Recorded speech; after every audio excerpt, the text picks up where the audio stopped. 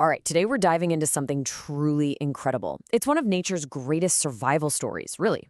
We're talking about how an entire colony of honeybees manages to get through the freezing cold of winter.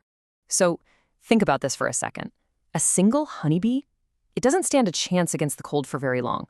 So how on earth does a whole city of them, we're talking tens of thousands, make it through months of freezing weather? They're basically tucked away in a wooden box with nothing but the food they've stored. It's this amazing mix of biology, incredible engineering, and some serious strategy. And what makes the story so cool is that it's really playing out on two different levels at the same time. You've got the colony inside the hive, this incredible self-regulating superorganism just fighting to stay alive. And then on the outside, you have the beekeeper. They're like the guardian, the strategist, doing everything they can to stack the odds in the bees' favor. And we're going to follow both of these stories side by side. Okay, so here's how we're going to break it down. We'll start with the fall rush, then move into deep winter and their survival mode. After that, we hit the final hurdle, which is the most critical time, and we'll wrap it all up with a partnership for spring. All right, let's start at the beginning, the fall. The days are getting shorter, there's a chill in the air, and for both the bees and their keeper, it is an absolute race against time. So inside the hive, things are changing big time. The queen? She starts to seriously slow down on laying eggs. And the male bees, the drones, well, their job is done, so they literally get kicked out to save food. It sounds harsh, but it's all about survival. Then you get this special generation of winter bees. Now, these aren't your average summer bees that only live a few weeks. No, these guys are built different. They're designed to live for months and see the colony through to spring. At the same time, the beekeeper is hustling. They're doing final health checks, dealing with nasty pests like varroa mites, and making some really tough calls. You know, like combining a weak colony with a stronger one, because more bees means more warmth and a way better shot at making it. Now, the keeper has a super important checklist. First up, install mouse guards, because the last thing you want is a mouse turning your hive into a cozy winter condo with an all-you-can-eat buffet. Then they might add some insulation or a hive wrap for extra protection from the wind. And this next one is absolutely crucial, ventilation. You gotta have good ventilation at the top. See, the bees' breathing creates moisture, and a damp, cold hive is a death sentence. And finally, if the hive feels a little light, they'll feed them a heavy sugar syrup, just to make sure that pantry is packed to the rafters before the real cold sets in. And then, everything goes quiet. The snow starts to fall, the world freezes over. And if you look at the hive from the outside, it seems totally still, almost dead. But inside a full-blown battle for survival is underway. So, what's their secret weapon? It's something called the winter cluster. And honestly, it's a masterclass in teamwork. They don't waste energy trying to heat the entire hive. That's just impossible. Instead, they all come together and form this incredibly tight ball of bees. The bees on the outside pack together to form a thick, insulating layer, kind of like a living blanket. And the ones in the middle? They're a bit looser, so they have room to do their thing.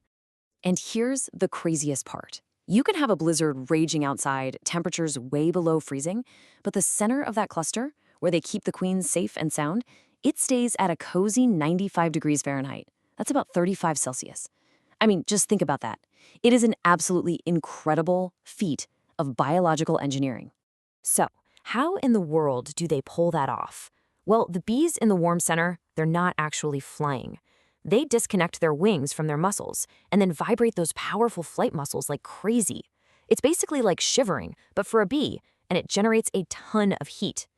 But this takes a massive amount of energy.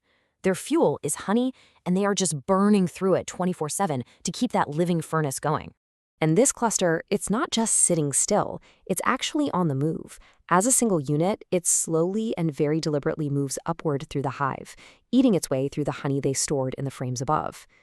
Now, for the beekeeper, the absolute #1 rule of winter is simple. Leave them alone. Do not open that hive. Cracking it open, even for a second, can break that precious thermal seal, causing a huge loss of heat that could literally kill the colony. Okay, so if you can't open the hive, how do you check on them? Well, beekeepers have this neat little trick called hefting. You just go to the back of the hive and carefully lift it up, just an inch or two. You're just feeling the weight. A seasoned beekeeper can tell right away. If it's heavy, great, they've still got plenty of honey. But if it feels light, that's a really bad sign. It means they're running out of food, and fast. And that brings us to what is really the climax of this whole story. Late winter. You'd think they'd be in the clear, right? They've made it through the worst of the cold. But ironically, this is the most dangerous time for the colony. Here's the great paradox of late winter. Inside the hive, there's a fantastic sign of hope. The queen starts laying eggs again. She's building up the next generation for spring. But raising baby bees, the brood, takes a ton of extra heat and a whole lot more food. So their food consumption just skyrockets right when their honey stores are at their absolute lowest.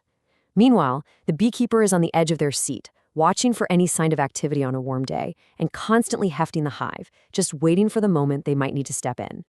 If it's warm enough for a super quick peek inside, this is exactly what a beekeeper is praying they'll see. See that? Each tiny larva is just swimming in a shiny pool of food. That's a beautiful sight. It means the colony still has enough in the tank to feed the next generation. But even with that hopeful image, you can't forget this hard truth. The more baby bees they raise, the more food they burn through. So the very sign that spring is coming is also what puts them at the greatest risk of starvation. They are literally right at the finish line, and this is where they could lose it all. So if that hive feels dangerously light, it's time for an emergency intervention. Now, you can't just give them liquid sugar syrup like you do in the fall. It's too cold and would add way too much moisture. Instead, the keeper provides solid food, like a sugar cake or some fondant, and they place it right on top of the frames, directly above the cluster. Some will even pour dry sugar inside, or if they're lucky, they might have a spare frame of honey from a hive that didn't survive. Whatever it takes to give them that last little push to get through. And then, one day, the first flowers start to bloom. And the bees that made it, they finally emerge into the sunlight. That first flight, wow. It's more than just the end of winter. It's the payoff for this incredible partnership between millions of years of bee instinct and the careful work of the beekeeper. So let's just recap the keys to success here.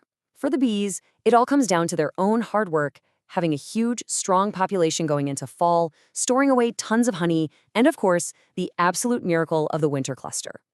And for the beekeeper, it's all about playing the long game, preparing everything perfectly in the fall, having the restraint to monitor from a distance all winter, and being ready to jump in with support at that critical moment in spring. You know, it really leaves you with this one big thought. The bees are the ones who do the truly hard work, right? Their survival strategy has been perfected over millions of years. But the beekeeper, by managing all the modern threats and providing that support at just the right time, they give the bees a real fighting chance to use those ancient skills. So it makes you wonder, is this one of nature's most perfect and maybe most necessary partnerships?